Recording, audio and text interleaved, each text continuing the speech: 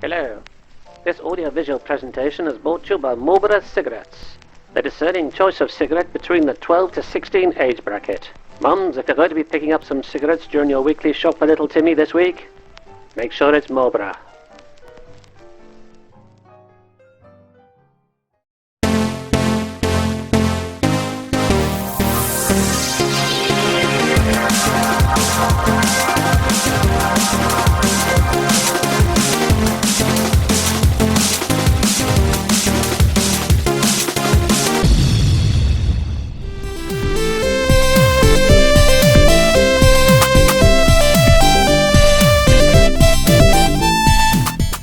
Now that the hype machine seems to be slowly gaining momentum for the PS5 and whatever stupid name Microsoft decide to call their latest offering, the Xbox 2, I find myself groaning at the thought of yet another console I own becoming obsolete. In the past though, planned obsolescence of an old system wasn't necessarily a bad thing, but over the course of the two most recent console generations, the 7th and 8th, I feel that things just haven't advanced enough to justify a 9th. Let me explain further.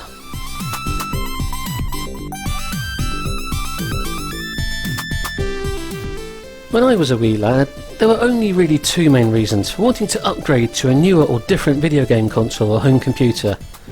The first was normally because newer consoles and computers had better graphics and sound, a vital component in trying to replicate something at home that felt closer to the endorphin pumping audiovisual goodness of what you experienced in the arcade. The second reason was because newer systems would often release with exclusive games that you couldn't experience on older systems or rival consoles. So if you wanted to experience Daytona USA at home, the only way it was going to happen was if you traded up from your Sega Mega Drive to a Sega Saturn. But if you were more of a Ridge Racer kind of guy, the only way that was going to happen is if you bought a PlayStation. In the past, I have twice bought an entire console for one game only. The original Xbox for Outrun 2, and the Xbox 360 for Hydro Thunder Hurricane. I hasten to add here, in both instances, this was quite late in both consoles' life cycles, so I got them for greatly reduced prices compared to when they first came out.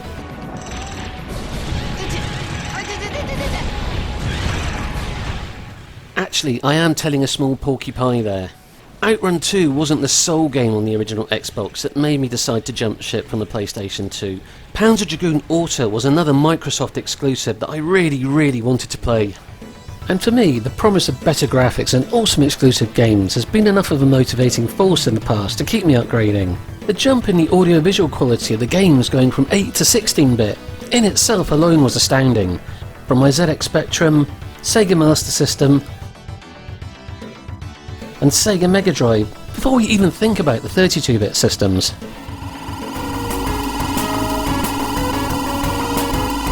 With the advent of the Sega Saturn and the PS1, home consoles were now capable of producing 2D games that looked just as good as the ones you'd find in the arcade. But this wasn't all.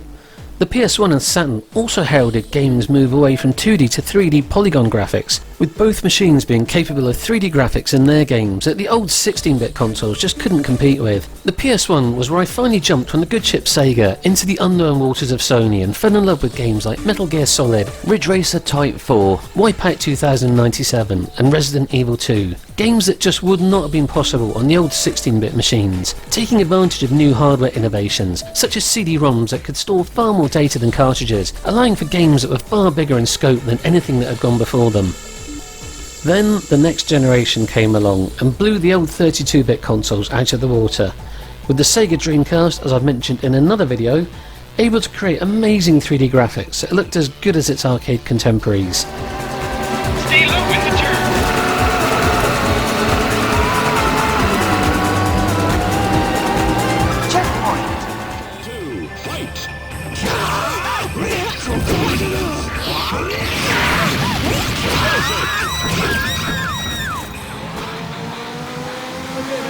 Remember that will bring back memories of having never used back in the 80s. Best music to listen to in the car, right? It's great, even better.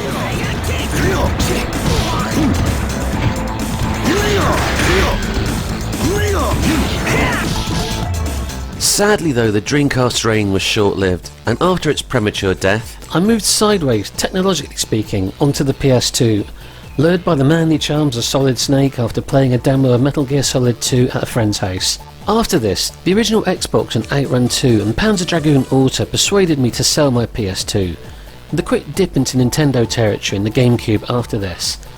Being a massive Star Wars fan back then, the game that swung me in the direction of the GameCube was Rogue Squadron, which frankly looked amazing, and that at the time yet to be released but looking equally amazing in magazine stills, F-Zero GX. So back then, I was quite happy to not only upgrade to a next generation console, but also to take a sideways step to a contemporaneous one, if that system had a couple of exclusive games I really wanted to play. But after this, it actually took me quite a long time before I got on board with the 7th generation of consoles. Sure, I really wanted to give Metal Gear Solid 4 a try, but there just didn't seem to be that many games on either Xbox 360 or PS3 I was that desperate to play. Had gaming apathy kicked in now that I was getting older? It wasn't until I played Wipeout HD Fury on my mate Andy's PS3 on his big HD TV for the first time that the whoa factor really kicked in, and the jump in just how much more advanced the graphics were between the 7th and 6th generation of consoles really hit home. I'd finally found both the game and the reason to buy a PS3, and as a non-PC gamer back then, I really thought graphics and games had reached their zenith with the PS3, with stuff like the aforementioned Wipeout HD and other games like Ridge Racer 7 and the Arkham, Bioshock and Call of Duty games just absolutely blowing me away with how amazing they looked, particularly as this was my first time experiencing games in HD. Sega and Namco even got in on the action with some excellent ports of some of their arcade titles.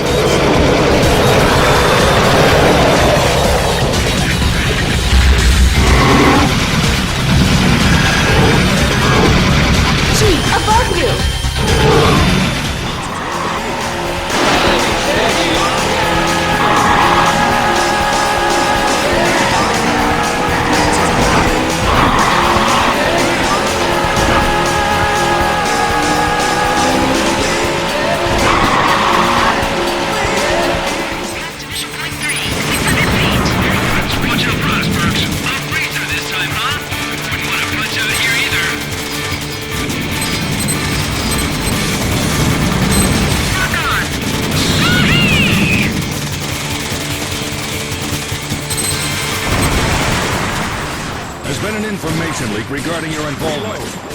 There's a terrorist involved in this incident. Return fire!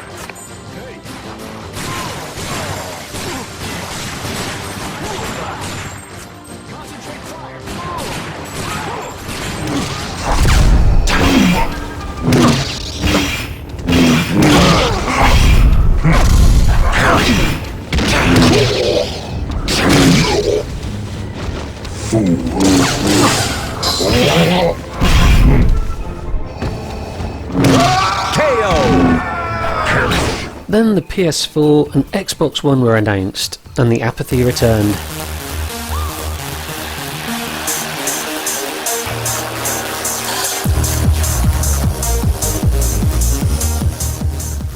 When the PS4 and Xbox One were announced, I initially had zero interest in either. Why would I want to spend £350 on a system offering the same old tired franchises, with games that barely looked any different to the ones I was currently playing? The only two next-gen games I really wanted to try out were Star Wars Battlefront and Arkham Knight, and it turned out with a simple video card upgrade I could meet the minimum specs to play both on my PC. Other than the two games I just mentioned, there were no first-party or exclusive titles on either console I really gave two shits about. In fact, it's only just been slightly over a year and a half since I bit the bullet and bought a second-hand PlayStation 4. Again, this was after playing Wipeout a Mega Collection on my mate Andy's new PS4. A game I was on the fence about initially as I'd already got HD Fury, but was curious about all the Wipeout 2048 content.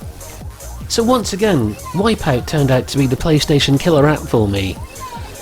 Now the thing with all the consoles I've mentioned previously is that each generation represented a massive quantum leap in both the quality of the graphics and to a lesser extent in later generations sound. Compared to what came before them, innovations in technology allowed for games to grow in size, as the move from cassettes to discs to cartridges to CDs, DVDs and Blu-rays allowed games to expand from a few kilobytes to gigabytes. So with each progressive generation, games have not only got better looking, they've also got bigger and more complex. But the progression from 7th to 8th generation just doesn't feel like it's brought anything new to the mix, and it feels like stagnation has set in. Of the 3 main hardware developers left in the market, at least Nintendo has tried to do something innovative with their new systems each time, with admittedly varying degrees of success. But surely what these 8th generation consoles lack in innovation, they make up for with vastly improved graphics over the PS3 and Xbox 360. Right? The thing is though, as amazingly purdy as Wipeout and Mega Collection looks, and it does look bloody amazing, in truth it only really looked a little bit more sparkly and polished than Wipeout HD did on the good old PS3. I read online a while ago that the PS4 is 10 times more powerful than the PS3, but in all honesty I really can't see that much difference between the two. Not like the difference in going back to playing a PS1 game after using the Dreamcast, or an original Xbox title after the PS3, or even the humble Sega Master System compared to the Mega Drive. Worse still, there are some games that actually seem to have taken a step backwards. I downloaded a demo of the rally game Gravel not that long ago, on this 8th generation console, that's supposedly 10 times more powerful than the PS3. The best the game developers could come up with was a racing game that ran at 30 frames a second. Are you shitting my balls? There were PS3 games that came out years ago that ran at 60 frames per second and still looked amazing.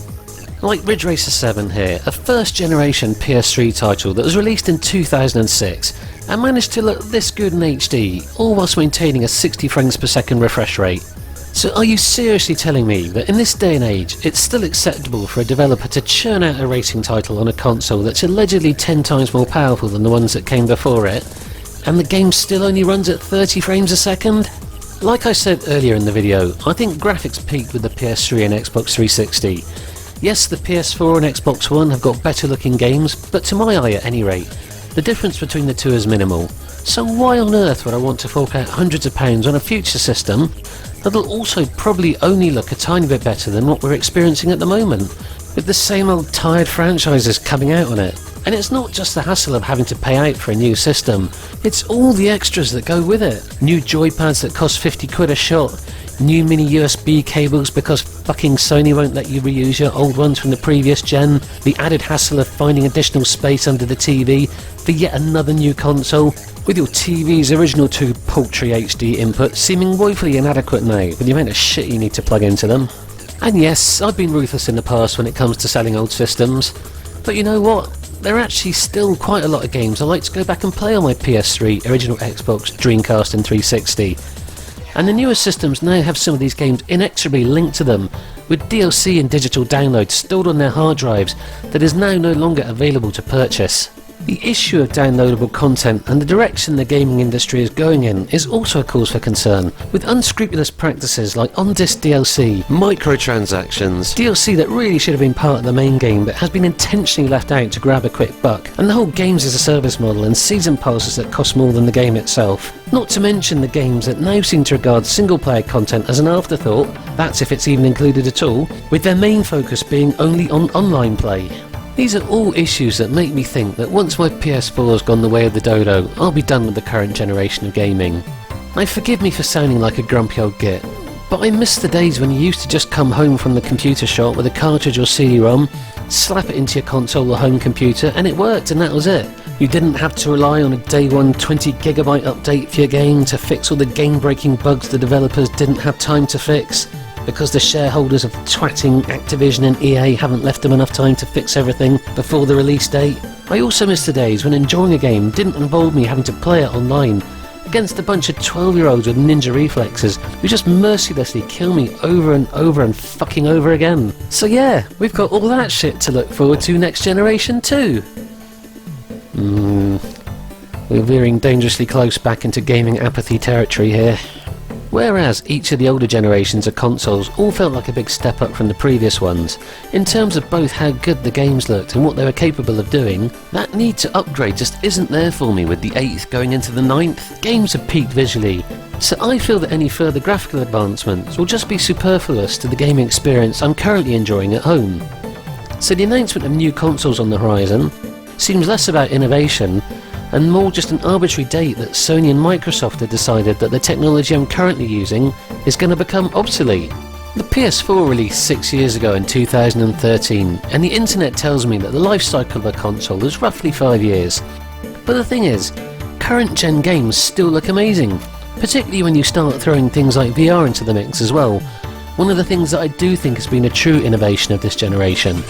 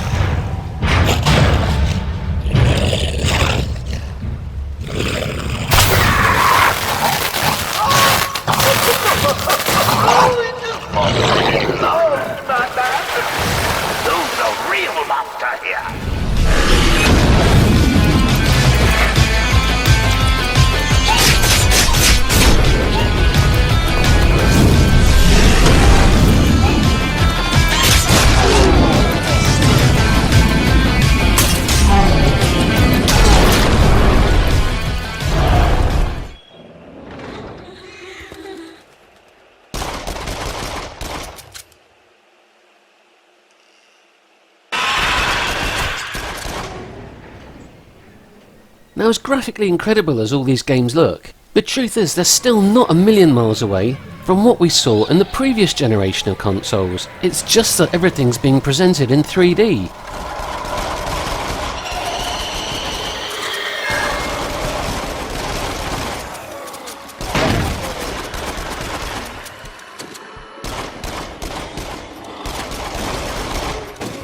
But you know what? I'm fine with that, because as I mentioned before, there are still games on the PS3 and Xbox 360 that absolutely blow me away graphically now. Play some BioShock Infinite on PS3 and tell me that it isn't a jaw-droppingly gorgeous game. I don't care about photorealistic graphics or games that run at 320 frames per second. I just want games that look as good as they can on this current generation of hardware. And yes, that does mean I want 60 frames per second as a minimum on my PS4. Sure, the PS4, Xbox One and PC versions of BioShock Infinite are better looking, but as it is, does this really look like a game that needed to be graphically superseded? Trying to achieve that goal of continually improved graphics feels like a Sisyphean task to me, rolling that boulder uphill for eternity. You're always going to get people who want these improvements, but traditionally, these have tended to be the gamers who populate the PC gaming scene. A scene where people can upgrade parts of their hardware to get improved performance without the need for an entirely new system. For those of us that are quite content with the performance of our current consoles, can't we just, leave them to it and keep things as they are? Now I know I'm pissing in the wind here and that these industry changes will happen no matter how much I moan about it, but for the time being at least, can't we just be happy with what we've got?